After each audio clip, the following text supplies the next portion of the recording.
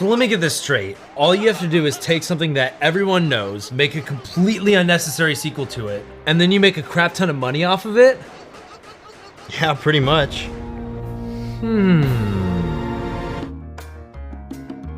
Movie installments are nothing new in the movie industry.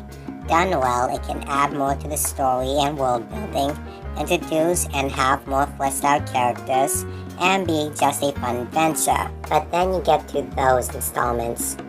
You know the kind where there was no reason for it to be made, goes on way longer than it should, or most notably completely ruins the franchise.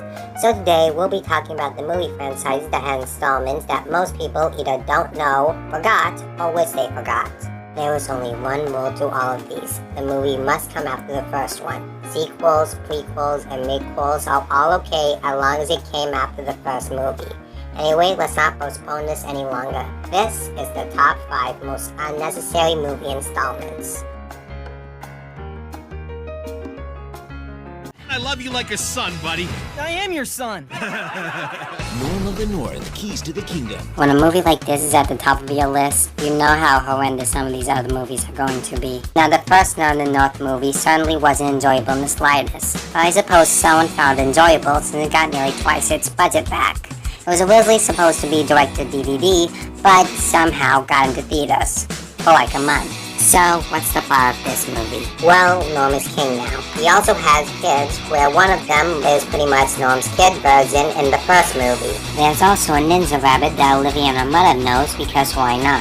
The whole plot is that Norm gets framed for a bunch of robberies, and it turns out the mayor was the culprit, which they find out because of his perfume. And in a chase scene, Norm jumps out of a helicopter and somehow gets onto another helicopter where the villain is. Did I mention that this is only half of the movie? Yeah, the people who made the first movie decided to make a sequel, deciding to put the movie in theaters, and made 2 separate movies and decided to put them together. The second part is a sports movie. Yep, after Norm comes back to his home, we find out his brother Stanley made a deal with a bunch of not-Russians to take the Arctic ice. Why, you may ask? Well, in their own words, they say that Arctic ice is the purest form of water there is, because distilled water doesn't exist in this universe. Distilled water is water that can be boiled into vapor and condensed back into liquid in a separate container. Impurities of the original water that do not boil below or at the boiling point of water remain in the original container. There is so much wrong with this movie, ranging from not knowing how life savings work to, and this is true here, vegetables in the Arctic. Now, you may be asking, why don't I include the third and fourth movies? Well, to be honest, the third movie wasn't as bad, and it even did a good job at referencing the first movie, and the fourth one at least gave Norm an actual arc of trying to be with his family more often. If anything, the only problem I have with the other sequels would be Norm's son Quentin, who had gone from a pretty tolerable character to practically one of the worst. Other than that, don't watch this movie unless you want a justification for global warming. But if I don't retrieve the crown before the beginning of winter at the Jubilee tomorrow, an endless winter will fall upon the North, and I'll be known as the worst king ever. It's not the only thing you'll be known as. Oh, Larry, you're a fucking asshole. And now, as they say in French, the peace of the resistance. I'll believe that when I see pigs fly. Larry the Cable Guy, Tooth Fairy 2. You probably have never heard these movies, and there's a good explanation for all of this. You see, sometimes when Universal is completely out of ideas, they'll, for whatever reason, decide to make a sequel from a movie that was popular years ago. They did it with Daddy Daycare, Cop and a Half, and even Kindergarten Cop. I decided on these 2 movies for the list since they both have the similarity in having the lead going from a big, well-known muscular guy to Larry the Cable Guy. Now, let me be clear. I don't exactly hate Larry the Cable Guy. As a comedian, he's mediocre, and as an actor, he's pretty average. Say what you will about Made in Cars 1, 2, and 3. He plays the character well and delivers a few funny lines. They say it was amazing. He won 3 piston cups. He did what in his cup? The problem with these movies is that they lack charm. Say what you will about the first ones, the reason why they worked is because of the main actors and their appeal. Dwayne and Arnold both knew what they were doing and had fun doing it, resulting in funny lines. Oh, she won't worry. I mean, I'm here and... Oh, these cookies! I gotta get the recipe from Les. Put that cookie down, now!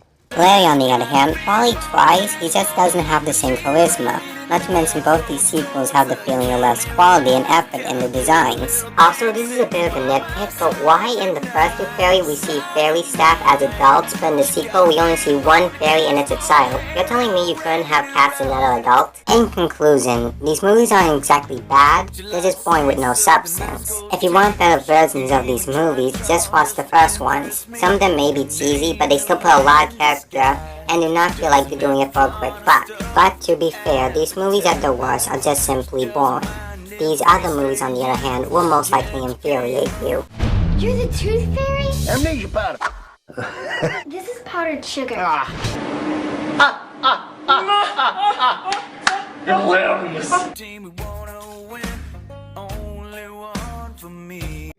The Swan Princess escaped from Castle Mountain. The Swan Princess 3 and the Mystery of the Enchanted Treasure.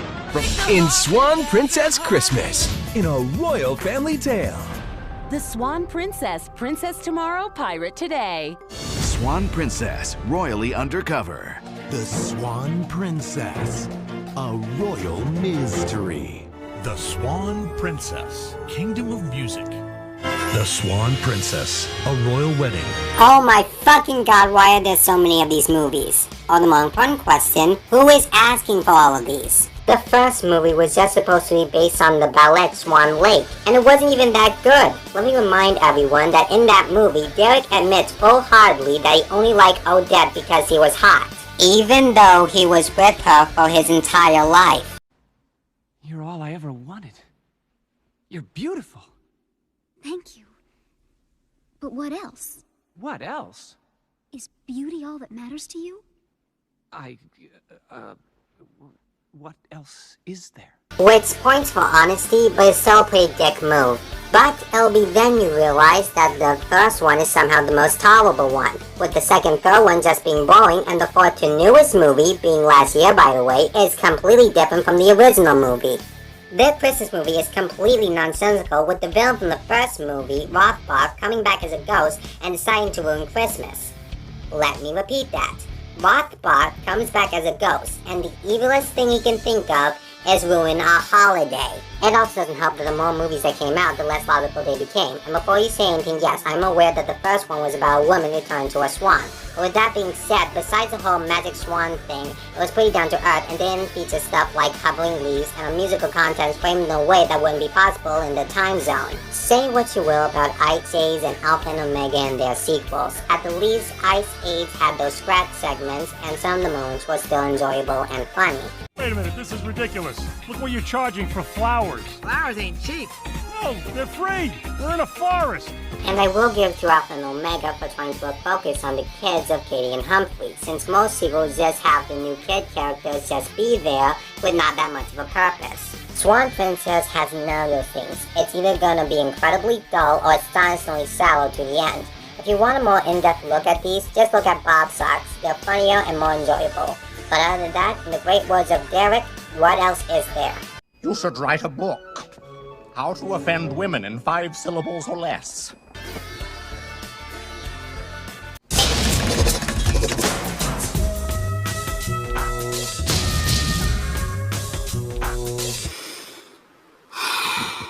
Okay, where do I begin with this one? Well, first of all, the movie wasn't even supposed to be a sequel. The script was originally called The Girl Who Wouldn't Die, and it had nothing to do with American Psycho. However, some dumbass thought the movie would sell better if it was called American Psycho 2, so they saw a few scenes talking about Patrick Bateman to make a connection. Because that's not a bad sign at all. But how about the story? Well, Patrick Bateman dies in the first few seconds, so that's nice. Oh, I almost forgot that in the trailer, they cite Patrick Bateman as a notorious criminal. He was the most notorious serial killer of his time. Which practically ruins the entire fucking point of the first movie. The whole point of the first movie was that we didn't know what was real and what was part of his imagination. We were just seeing how he psychopathic and how he acted. So directly telling us that he was some famous killer ruins everything in the first movie. And besides, even if he was some notorious serial killer, why would he die in the first few seconds by some child? It would have made more sense for Patrick Bateman to have a child and let him teach everything he knows to her. Anyways, Rachel, Mila Kunis' character, is a criminal justice student who dreams of becoming an FBI agent. She plans on killing her classmates to secure the job title as the teacher's assistant.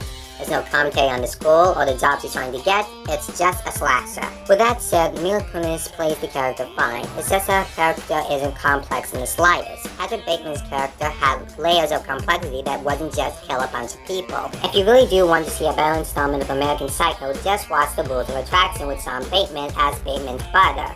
With this movie, you're better off making an episode of Family Guy where Meg kills her classmate so she can be valedictorian or something. At least that would be better than something so bad the author had to came out and call it non-canon. I took matters into my own hands. And it changed my life forever. Shut the fuck up. No one cares. Know your fucking place, trash. Now, before we get to number 1, there were more than enough unwanted installments into a franchise, so I think it would be best to list them all here. Hoodwinks 2. It was made at a time when the whole Shrek craze died out and was barely imaginative unlike the first movie. The only good thing was the improved animation, but that's not saying much. All of the Land Before Time sequels. You would think after your kid voice actor dies, you would kind of stop all of this. Most of the Disney direct-to-video movies. All the movies except maybe Pocahontas 2, Lion King 2, Lion King 1.5, Aladdin King of Thieves, Lady and the Tramp 2, 100 Dalmatians 2, Bambi 2, and Cinderella 3 A Twist in Time is either dumb, pointless, or just painful. Book of Shadows, Blair Witch 2. Hey, if they made a bundle with little money and clever ideas, surely we can do the opposite with the sequel! Well, too bad it's what we're doing! Mean Girls 2.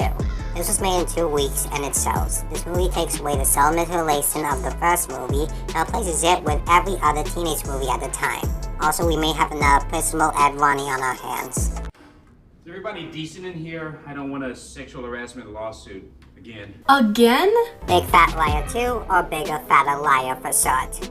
It's just boring. Legally Blondes. I expected more from the people who were on Zack and Cody. Home Alone 4. Not as charming or has as many career traps as the other movies. Karate Kid 3 and the next Karate Kid. Same movie, just with a slight difference. Will it be more than one teacher or just a student that's female? All the Fast and Furious sequels except Furious 7 and Hobbs and Shaw.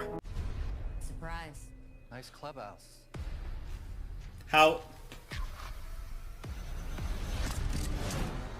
Did this nigga, did he, was he not, we collected the Dragon Balls and started reviving niggas now? This man might as well be the Winter Soldier. And finally, Molly and Me the Puppy Years. Still bad, and it's still just one big cash grab that doesn't get the first movie. It's just that there is somehow a lot worse out there.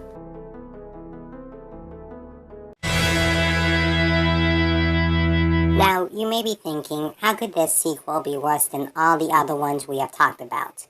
Well, before we answer that question, let's look at the first Zombie Island. You see, in the 1990s, the popularity of ScoobyDoo grew due to the reruns of the cartoon on Cartoon Network. So the channel's parent company, Time Warner, suggested developing a direct-to-VHS film of the property. This is where ScoobyDoo on Zombie Island came in. It tells the story of the Scooby Gang reuniting after a year-long hiatus from Mystery Inc. and flying out about an island with ghosts in it. This movie was supposed to be different because it had a darker tone than the original animated series, and the marketing emphasizes that this time the monsters are real, ignoring movies like The Blues Brothers, Ghoul School, and The Reluctant Werewolf exist. But it was still an amazing movie with astonishing animation, high stakes, and do I even need to talk about tail time and the astounding music behind it? Needless to say, the movie was a hit, so you can imagine the excitement in 2019 when everyone heard that the gang was coming back to the island of their childhood. Now, there could have been a lot of ways to take the movie. There could have been another cat person on the island who escaped into another place to start a new life and wants the gang's help, or there could have been a descendant of Simone, Lena, or even Jack Kears who wants revenge on the Scooby Gang because of their relatives' deaths. I'll tell you this though, anything I would have suggested would have been better than what we actually got. The first problem with this movie is that it's within another canon. You see, in this canon, the Scooby Gang is supposed to stop doing mysteries because of the cops, but still do them anyway, with the movie before it being Scooby-Doo and the Curse of the 13th Ghost, based on the 13 Ghosts of Scooby-Doo. It also means that they've been aged down in this universe, so how did this movie make sense of stuff like the gang being adults? Simple, they don't. This gives us the second problem with this movie, retconning. When it comes down to continuing a story, having to change an important detail is never recommended. For example, in the recap of the first movie, Velma says that she was working at a TV station as a school project. This ruins the continuity of the first movie and will probably confuse the people who saw this movie first and then will look at the original. The third problem is that they forgot what got people in the first movie. You know how the first movie's promotional slogan being that the monsters are real? You know how you fucked that up? It is the same thing as every other ScoobyDoo movie at the time. It even hints that another cat person might have actually been on the island, which is not even resolved. And don't even get me started on the fact that they made Velma say that all the shit that they went through was nothing more than people in costumes and hallucinations. But the cat people from last time... Must be the same people looking for the treasure this time. And the original zombies? Swamp gas. Fuck you! This leads us to the biggest problem in the movie. The characters. In the original, the side characters kept an ominous tone. They were mysterious and you didn't know who to trust. The gang was also important because of their unity. Despite the team differences, they still brought themselves together because of their love of mysteries. Here, the characters are all uninteresting, and the gang is all dreadful. Fred pretty much is the most tolerable since all he really does is just talks about Van since he lost it in the last movie. Anyway, looks like something slashed my van's tire. Good. What? Nothing. Daphne is just there, and Velma is just trying to disprove everything in the last movie because of the name of science. Keep up, Blake! Not that zombie island, the other one. The one where the cat people appeared and tried to suck our life force. There's no way they were real. It defies the laws of science. And Scooby and Shaggy, for the first half, seem to be trying to get everyone off mystery solving, even though it's the one thing that unites the entire team, and even when there are clear signs of something weird happening, they want to dismiss all of it.